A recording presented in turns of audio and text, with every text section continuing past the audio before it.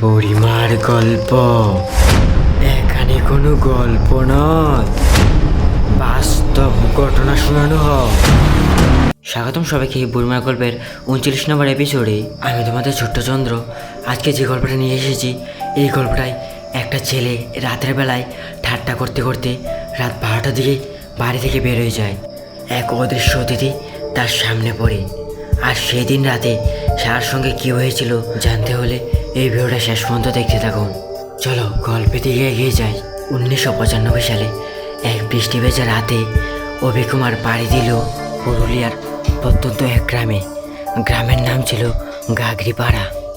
সে জেনেছে সেখানে তার ঠাকুরদার এক পুরনো বাড়ি রয়েছে। সেই বাড়িটা বহুদিন ধরে ফাঁকা। অভি ভাবল শহরে ব্যস্ততা থেকে একটু দূরে কোথাও গিয়ে তার মনটাকে শান্তি দেওয়ার জন্য। তাই সে ঠিক করলো সে তার ঠাকুরদার পুরনো বাড়িতে কয়েকদিনের জন্য বেড়াতে যাবে। জমিদার বাড়িটা পুরো 3 তলা ইট দিয়ে তৈরি একটা বাড়ি, কসকসে রং, পুরো সিনেমার বাড়িগুলোর মতো। সেই বাড়িতে একটা কাকা থাকে, তার বয়স প্রায় 50-এর রূপে। সেই বহু বছর ধরে এই বাড়ির রক্ষক। অভি গ্রামে প্রথম রাতে তার সেই বাড়িতে কিছু অদ্ভুত অনুভব করলো। কারোর যেন নিঃশ্বাসের আওয়াজ, মাঝরাতে ভেসে আসছিল পিয়ানোর আওয়াজ। সেই বাড়ির রক্ষক নিত্যানন্দ কাকু বলল, রবি তুই এখান থেকে চলে যা, এখানে কিছু অদ্ভুত অদৃশ্য জিনিস আছে। অভি হেসে উঠলে বলল, কাকু ভয় দেখাচ্ছ? কিন্তু দিন যতই যেতে লাগলো ততই যেন ভয়ানক আওয়াজ আরও বাড়তে শুরু করলো। একদিন রাতে বাইরে কার যেন পায়ের আওয়াজ শোনা যাচ্ছিল, অথচ বাইরে কেউই নেই। দেওয়ালে মাঝে মাঝে রক্তের ছাপ, কিন্তু আবার কিছুক্ষণ পরে উধাও হয়ে যায়। রাত 12:45 আসলে ঘড়ির কাঁটা বন্ধ হয়ে যায়। আবার কিছুক্ষণ পর চলতে থাকে। অভি একদিন তার ঠাকুরদার করে বড় একটা ডায়েরি খুঁজে পেল। তাতে লেখা, আমার বড় মেয়ে কমলি অকাল মৃত্যু হয় 1947 সালে।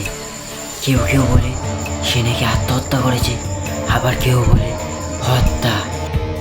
কিন্তু সে আসে প্রতিনিয়ত প্রতিশোধ নেওয়ার জন্য। একদিন অভি সিদ্ধান্ত নিল সে কমলির ঘরে থাকবে। কমলির ঘরটা ছিল 2য় তলায় বাঁ দিকে। সেই ঘরটা বহুদিন ধরে বন্ধ। অভি ঘরের দরজাটা খুলতেই যেন ঘর থেকে এক ঠান্ডা শীতল হাওয়া এসে তার শরীরে পুরো কোষে জড়িয়ে পড়ল। ঘরটার ভিতর এক বিচ্ছিন্ন ছবি, ছবিটার ভিতরে এক দুঃখময়ী হাসি। হঠাৎ সেই ঘরের দরজাটা বন্ধ হয়ে গেল, ঘরের সব বাতিগুলি নিভে গেল। তারপর পেছন থেকে একটা নারী কণ্ঠ শোনা গেল, আমার সত্য জানবি তুই, না হলে এখানেই শেষ হবে তোর জীবন। অভি বয়ে বয়ে বলছিল, তুমি কে আর কি চাও? আর তখন ঘরের আলোটা আবার জ্বলে উঠলো।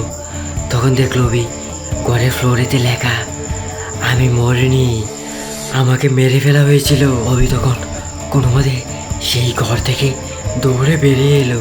পরদিন সকালে নিত্যানন্দ কাকুর সঙ্গে আমার দেখা। নিত্যানন্দ কাকু আমাকে বলল, কমলের মৃত্যুর আসল সত্য আমি জানি। ওর ছোট ভাই, অর্থাৎ আমার জমিদার বাবুর ছোট ছেলে, ওর ছোট ভাই ওকে বিষ খাইয়ে মেরেছিল ওই ঘরে। ওর পর থেকে ওর আত্মা ওই ঘরে বন্দি। ওর ইচ্ছা, কমলের ইচ্ছা, এই সত্যি কথাটা কেউ জানো আর সবার কাছে প্রকাশ করো। অভি সেদিন রাতের পর থেকে তার মোবাইলের রেকর্ডিংটা সবসময় অন করে রেখেছিল। তারপর নিত্যানন্দ কাকু যা যা কথা বলেছিল সবগুলি কথা সে মোবাইলে রেকর্ড হয়। আর সে সেই কথাগুলি শেষ পুলিশ স্টেশনে নিয়ে যায়। আর পুরনো কেস আবার চালু হয়। পুলিশ তার ছোট ভাই নিমলকে খুঁজে বের করে আর ওকে এক নিরাত্ম শাস্তি দেয়। তারপর সেদিন রাতে অভি ঘুমানোর পর তার স্বপ্নে এলো সেই নারী এক মুখ ভরা হাসি নিয়ে এসে ওকে জানালো, ধন্যবাদ আমার সব কথা সবার সামনে প্রকাশ করার জন্য। আজকের এই গল্পটা এই পর্যন্তই। আর এই গল্পটা কেমন লেগেছে কমেন্টে জানাবেন।